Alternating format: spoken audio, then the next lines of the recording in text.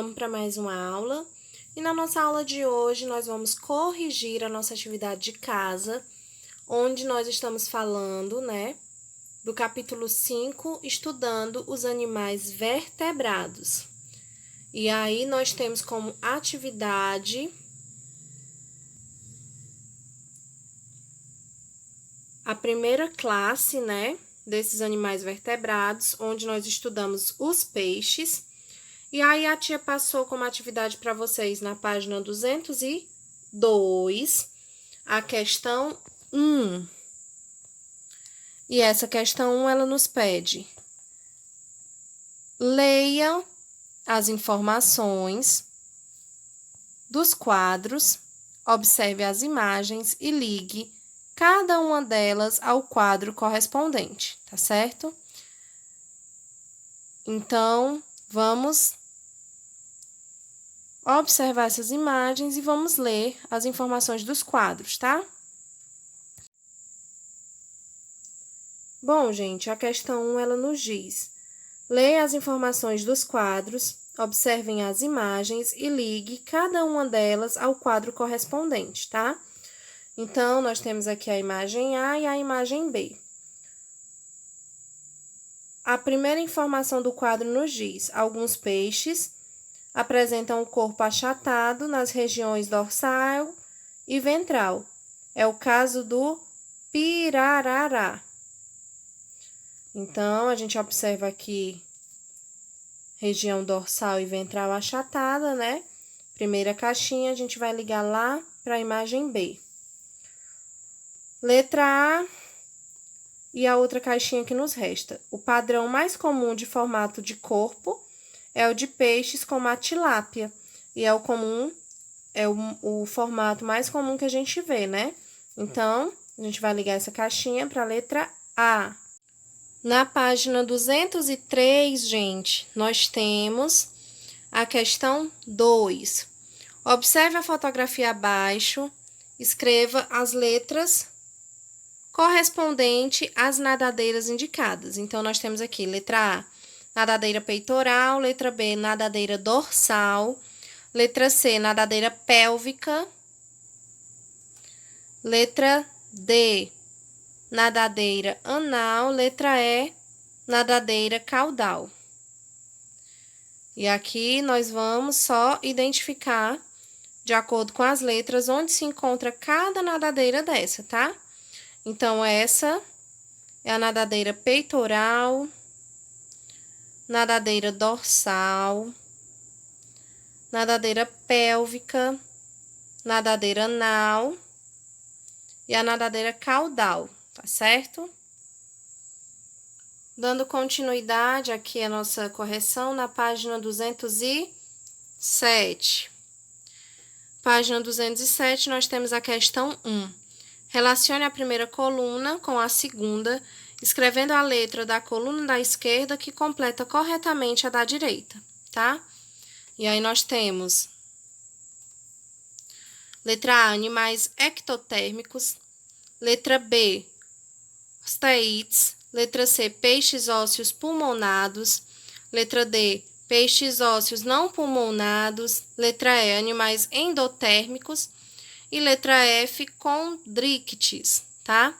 Então, vamos relacionar. São os que têm esqueleto composto de tecido ósseo. Quem é, gente? Letra B, não é isso? São os que dependem da produção interna de calor para manter a temperatura corpórea.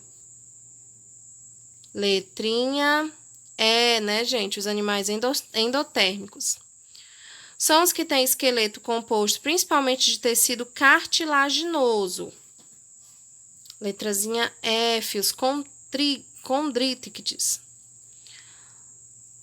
São os que possuem adaptações que lhe permitem respirar fora d'água.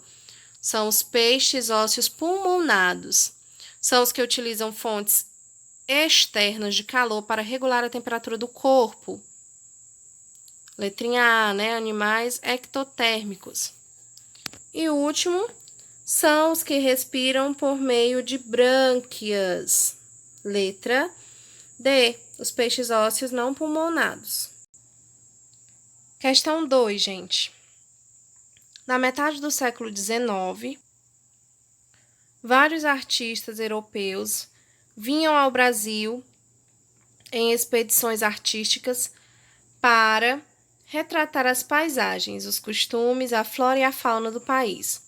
A pintura ao lado é uma obra dessa época, produzida pelo artista francês. Ela retrata um peixe ósseo, popularmente conhecido como badejo. Letra A nos pergunta, gente, quantas nadadeiras o badejo possui e quais são elas? Então, vamos observar, né? E vamos especificar cada uma delas. Bom, esse peixe, ele tem 7 nadadeiras. Uma nadadeira dorsal, um par de nadadeiras peitorais, um par de nadadeiras pélvicas, uma nadadeira anal e a nadadeira caudal, tá certo? Letra B. Cite 2 características presentes nos peixes que possuem a mesma constituição esquelética do badejo. Bom, gente, os peixes ósseos possuem escamas que não são substituídas por novas ao longo da vida. Possuem dentes pequenos, em formato de cone, e a maioria apresenta fecundação externa, tá certo? Temos a questão 3 da página 208. Leia o texto e observe a imagem a seguir. A usina hidrelétrica de Xingó localiza-se entre os estados de Sergipe e Alagoas e está instalada no Rio São Francisco, que é o principal da região nordestina, com aproximadamente 2.800 quilômetros de extensão. A barragem dessa usina, gente, tem cerca de 140 metros de altura e as comportas têm capacidade para passar 33 milhões de litros de água por segundo. As barragens são barreiras artificiais constituídas em curso de água com o objetivo de reter a água. Geralmente são construídas para auxiliar no abastecimento de água para as regiões urbanas e para a geração de energia elétrica.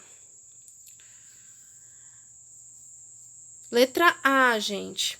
Cite uma vantagem e uma desvantagem das usinas hidrelétricas, gente. O que vocês citaram como vantagens? Bom, como vantagem vocês podem estar citando o potencial elevado, né, de geração de energia elétrica, não emissão de gases poluentes na atmosfera e o tipo de fonte renovável de energia, tá certo? E como desvantagem, as desvantagens, gente, pode ser inundação de grandes áreas, né? Intensa interferência no ecossistema aquático e terrestre e necessidade de grandes áreas para sua construção, tá? Letra B, gente, escreva em seu caderno quais são os impactos que a construção de uma barragem pode causar aos peixes. Se necessário, faça uma pesquisa. Em seguir, converse com seus colegas sobre esses impactos. E aí, gente, a resposta da letra B é uma resposta pessoal, tá? Mas aí, ó, deixa eu firmar aqui para vocês.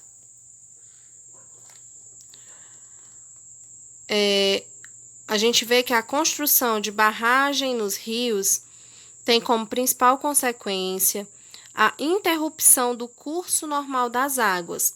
Essa interrupção afeta todos os animais do ambiente, mas especialmente os peixes, que apresentam o comportamento de subir para o rio para se produzir, né? Na época reprodutiva, muitas espécies de peixes nadam contra a correnteza e se dirigem às cabeceiras dos rios para se reproduzir e depositar seus ovos.